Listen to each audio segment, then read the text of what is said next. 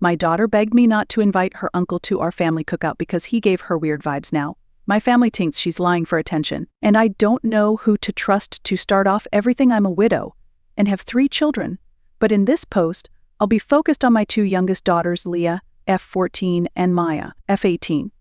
For little background, Leah was raped by 4 men back in December. How this incident accrued was Maya threw a party while I was working the night shift and 4 of the boys that were attendants at this party assaulted Leah. It's been devastating to say the least. Leah has lost all of her spark and quick cheer. Plus on top of that, she opted out of her freshman year by just continuing to do courses online. She doesn't sleep in her room anymore but with me, and just wears my late husband's hoodies all day, and I feel so helpless as a mother, because I don't know how I can help her. Throughout the investigation, a lot of things came out regarding Maya's part in this. She did not set up her little sister, however I feel like she severely neglected her, and all of this could have been avoided if she just followed my rules. I never approved a party. I left in her charge of watching Leah, and before you guys say, well, you're her mother, it's not her job to watch your kid, but the thing is, it was her job. I pay her really well to look after her sister while I work nights. It's been an agreement we had for years. Leah's not special needs in any way. The only thing I asked of Maya is that she make sure her sister does her homework and gets to bed at a reasonable time. The men that assaulted Leah, Maya invited herself. She knew them personally and knew they had affiliates to gangs and did not care. Instead, what I found out in this investigation, she tried to put Leah with one of these boys and Leah was not interested. This boy was harassing Leah all night, trying to get her to kiss him. Then Leah had enough and went to her room, and the moment Maya left the house to go to McDonald's, that same boy and his friends went up to my daughter's room and raped her. The worst part about this to me is that people that were at the party heard her yelling and did not do anything but just assumed a couple was arguing upstairs. We didn't know what happened until the next morning when the party was over. Having her do a rape kit was traumatizing for her and probably the worst moment as a parent for me.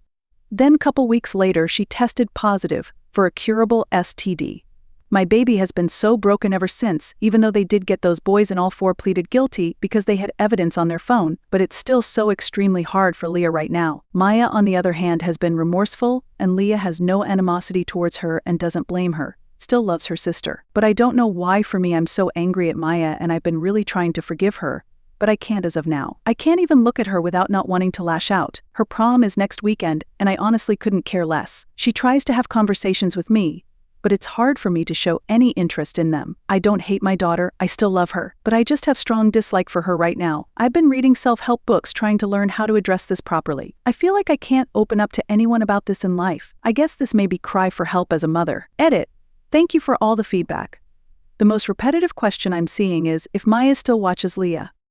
The answer is hell no. I don't trust her anymore, and it might take years to get it back. I'm on a leave of absence currently. Also, Leah's not therapy as of right now. She expressed to me she's not ready for that. I think after the sentencing she might be open to it. Maya is also in therapy but skips a lot of appointments, and I'm in therapy too, and it's been helping me remain calm throughout this situation and not want to lash out at Maya. But the number one advice that I'm seeing in here that I'm strongly considering is sending Maya to my parents' house for a while and get some space from her. Sorry, quick second edit. For the ones asking if Maya is in a gang, to my knowledge she isn't. The most I have ever caught her doing was smoking some pot and vaping. I also don't want to think Maya would ever intentionally set up her sister to be brutally assaulted, so I'm leaning towards Maya genuinely was being plain neglectful that night. Also, I feel like it would have came up in the investigation if she intentionally set up Leah. Also, the boy Maya was trying to set Leah up with was 17 at the time. He's 18 now, and the other 3 were grown men. Update 1. To put it quite simply, Maya was arrested the night of Leah's attack. She was charged with felony child endangerment and 2 misdemeanors. The judge was very nice to her and made her pay a $2,000 fine, 60 hours of community service, and 3 years probation.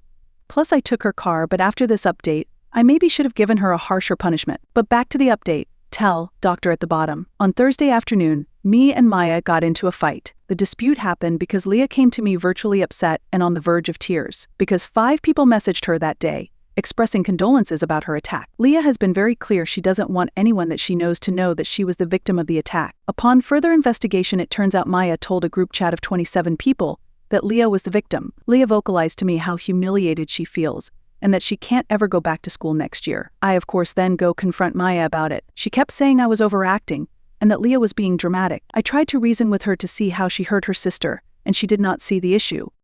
She stopped me off mid-lecture for me and said, Jesus Christ, Mom, you need to let her deal with this shit instead of always rushing to her defense. Leah is not different from other women in the world that deal with rape. At least they don't make it their entire. personality like she does. Also, she's fine. I literally overheard her talk to a boy on the phone last night. It just clicked for me at that moment that she was not actually remorseful at all, and that I just witnessed her mask slip. I just responded with pack your shit up and that she will be staying with my parents until I allow her back. That's exactly what she did.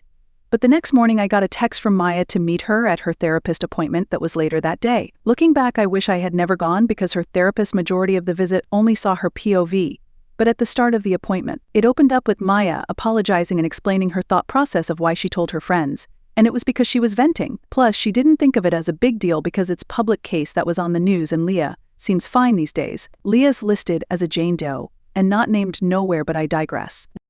We then get into the nitty-gritty of it all. Maya then tells me in front of the therapist that she feels emotionally neglected by me and that I never seemed to care about her trauma when it came to the situation, which is for her is having to stay in jail for a weekend and losing one of her friends, which is one of Leah's literal rapist. I wish I can say I'm joking, but I'm joking, dead serious. We were talking about that for the first 30 minutes. Her therapist was guilt-tripping me for not being more emotionally there for Maya, and that I should try to see as her mom since their father is no longer with us. But call me an awful parent, but I don't want to be emotionally there for Maya if it involves me having to help her mourn the friendship of the person that ruined her sister's life. The therapist was on one, especially since she kept referring to what happened to Leah as an accident, or that Leah seems happier these days because that's what Maya has been telling her.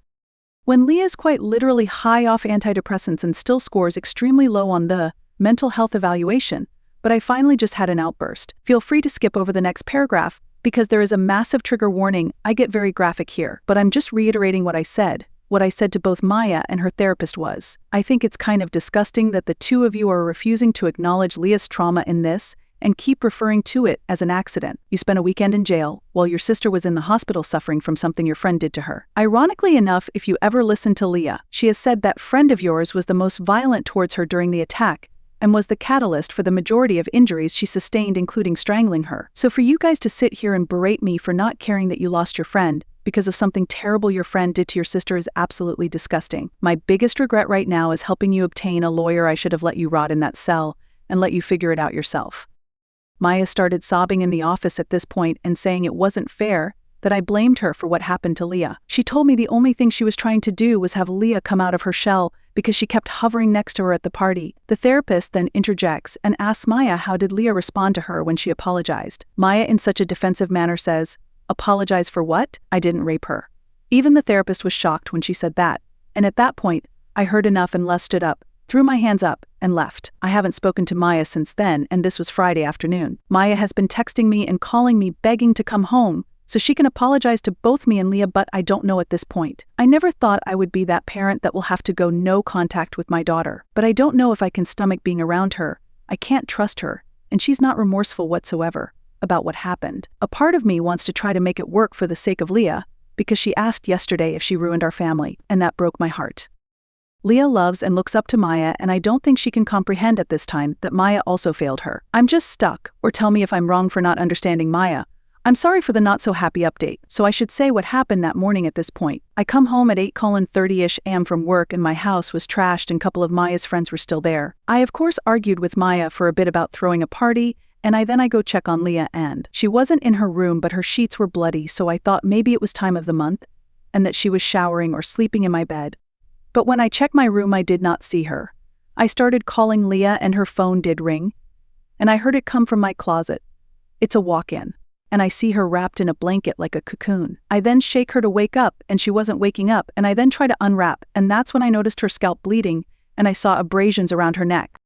So I started screaming, someone call 911, and Leah starts waking up in the ambulance, and she starts crying, and the first thing she told me is Maya's friend raped her, and that she can't get up because she's in so much pain. When the police and ambulance show up, and I honestly didn't care about Maya in that moment, all I told her was to be honest with the police and she should be fine. I didn't know what I know at this point. They take her to precinct and the cops interrogated her, and after getting a medical report for what happened to Leah, they decided to charge her with child endangerment. I did not see Maya's reaction when they told her about what happened to Leah, but when she saw Leah once she got out of jail, she gave her a big hug, and I thought it was a sweet moment. The only red flag that stands out to me from that time is, Maya did know corporate fully about giving out names because she said she forgot. Luckily, DNA results from the crime scene and on Leah, which all 4 of Leah's rapists were already in the system for other crimes. One even being on probation, so they were easy to find, and it was dominoes effect after that. So my oldest is my son. He got married a month before everything went down, and I didn't want to drag him in too much about Maya, because I want him to enjoy the newlywed phase with his wife. Him and his wife are very supportive, and his wife takes Leah all the time for sleepovers or just to get her out of the house. Update 2. I know I'm probably not alone with dealing with this, but my daughter, F14, has been so extremely depressed, rightfully so. She went through 2 traumatic events in the span of 4 years at her young age. She was sexually assaulted back in December, and she lost her dad 4 years ago. I just remember when I was 14, I felt like the world was against me, and I had both of my parents on my side, and I never been through an assault, so I can't comprehend what she's going through right now. This morning, I overheard her crying in the bathroom, and I asked her if she was fine, and she quickly said she's okay. It just makes me feel so helpless as her mom that I can't help her or take away any of that pain she's feeling. I can't even fully relate to her because I haven't been sexually assaulted before, and both my parents are still alive. So I feel like I'm a horrible mom because I can't guide her and help her with the situation at hand. I feel like as a mom I should have all the answers, and I don't. I just know in her head every time I try to comfort her, she thinks, what is this woman talking about? Because I feel like I don't know what I'm talking about 99.9% of the time. So any other moms that can relate, please drop some helpful tips. I have 3 kids, M24, F18, and F14. My late husband died very unexpectedly 4 years ago due to COVID. He didn't have a will, but we had a life insurance policy that provided a $360,000 death benefit. As his spouse, I received the full amount. I decided to divide the money 4 ways. I would get $120,000 and each of my 3 kids would get $80,000. At the time, my daughters were both minors, so I told them they could access their full amount when they turned 18. However, if they ever wanted to do something pricey, I would allow them to use some of their share. Most of their needs were taken care of by me. My son was over 18, so I gave him his share right away. This arrangement was a verbal agreement, and I intended to follow through with it fully. Recently, however, my middle daughter, we will call her Maya, was arrested in December for child endangerment because she severely neglected her little sister, leading to something awful happening under her care. She had to use some of her $80,000 to pay for lawyer and court fees, which left her with about $65,000. Fast forward to today, and my youngest daughter is still struggling significantly. During her checkups, she scores very low on mental health evaluations and is on a high dosage of antidepressants. She often jokes that if she were to tell us or the doctors how she truly feels, she would be put in a psych ward. Maya no longer lives with us, as I felt her presence was doing more harm than good to her sister. She's staying with my parents for now, but has been begging me to give her the money I promised after she graduated. I've been hesitant to do so. My sister, who is familiar with the situation, believes Maya doesn't deserve the money, and that I should use it to stay home longer with my youngest, who will be alone during the day once I return to work soon. With my youngest declining mental health and school being out, I'm very worried about her. Maya is about to go off to college, and I know most of the money would go toward that. However, I'm still very angry with Maya for the pain she caused her sister. I'm having a hard time making this decision. So, Wibda, if I kept her inheritance? Edit, I didn't expect so many comments, but I'm reading through all them, to the ones that are asking what would husband say if he was here. I honestly don't. That's why I'm conflicted. A part of me want to think he would honestly say for me to give Maya the money so she'd go to college, because college was important to him. But also another part of me knows if he heard the details about what happened to Leah, he would be way brutal than I am, and disown her permanently, so it's hard to make a call on what would he want when I don't know. Update 3. My daughter Leah has been having a tough time with the aftermath of her rape last December. This past week has been particularly the worst for us. It started last Tuesday when a sheriff and another official visited our home. They informed us that one of Leah's rapists, the one who filmed the assault, had shared the video within a group, and now it's circulating on parts of the dark web. The video was filmed in Leah's room. It contained identifiable objects that revealed where she went to school. I was devastated upon hearing this news. Leah's reaction surprised me. She didn't cry or show much emotion. Instead, she simply shrugged and said, "I figured," before just sitting there in silence. The officials reassured us that it's uncommon for perpetrators to surface in such cases, but they felt obligated to inform us for safety reasons. After they left, Leah resumed acting as if nothing had happened, almost overly cheerful. I attempted to discuss it with her several times, but she avoided the topic. This behavior persisted throughout the week until she unexpectedly revealed that she had written a victim impact statement and wanted to read it herself in court, rather than allowing the prosecutor to do so. She felt that since there was no trial, only the charges against the rapist were known, not the details of what she endured. Her statement is a detailed account of that horrific night, but she is yet to read it to me in its entirety because she breaks down in tears every time she tries. That moment was the only time I saw her express emotion all week, until Saturday night, That evening, Leah appeared unusually cheerful again and mentioned going to bed early around 8 p.m. I didn't think much of it until I received a call from one of Leah's closest friends' mother. She was concerned because Leah's last message to her daughter was a note expressing love and asking her to check on her. I rushed to Leah's room and found she had attempted to overdose on. As a nurse, I knew she would recover, but seeing her wake up in the hospital was heartbreaking. She screamed, "Why couldn't you just let me die? I want to die, Mom. I'm tired of feeling their hands on me. I want it to stop. Please let me die." They had to sedate her to calm her down. Following this, Leah was placed under a 72-hour psychiatric hold and subsequently transferred to a mental health facility with peers her age. The staff recommended extending her stay beyond the initial hold, but Leah has been struggling, especially with a male staff member, possibly a psychiatrist, who she says is asking invasive questions about her sexuality, causing discomfort. Staff members informed me she isn't participating in group activities and appears standoffish. They even proposed restricting her ability to contact me as a consequence, though I requested they hold off on implementing such measures. I'm uncertain if the current inpatient setting is suitable, given Leah's apparent difficulty adjusting. Her plea for her to die continues to haunt me. It's a thought I can't shake. Leah's best friend shared additional details Leah had kept for me. There's a hurtful rumor circulating that Leah let a train be ran on her, leading to her involving the police out of embarrassment. Children can be so incredibly cruel. As far as my other daughter Maya, F18, I haven't spoken to her in 2 weeks, but I did recently discover why Leah feels indebted to her. 2 years ago, I found inappropriate messages on Leah's phone between her and Maya's ex-boyfriend. He expressed love for Leah and also compared her to Maya. He told her she was way prettier than Maya, and he liked she was her virgin. When I told Maya, she was furious and broke up with him, but she believed Leah had betrayed her by engaging with her boyfriend. Even though Leah was 12 at the time and her boyfriend was 17, Maya still avoided Leah for 3 months afterward, and despite Leah's efforts to apologize, Maya still holds a grudge. Leah blames herself for damaging their relationship because of this incident. I'm sharing this to get this off my chest. I've kept these struggles within our family to protect my daughters. I'm exhausted, constantly dealing with new challenges and unsure how to mend them. Now, I find myself in the difficult position of deciding whether Leah is mentally prepared to speak at her rapist's sentencing. I fear she'll resent me for this decision, but I question if she's in a stable enough state to handle a potential traumatic event, because these boys actually have character witnesses. Update 4. More information on the psych. So I talked to Leah further about what the psych said to her make her uncomfortable. She told me when I left they made her sit down with him one-on-one to basically debrief why she was there and what's causing her to have these thoughts, and she opened up to him and told her about the rape. However, he asked her if this was her only sexual experience, and she told him yes. But he kept questioning her like he didn't believe it was her only experience and saying to her that he won't tell me if it wasn't that she can say it.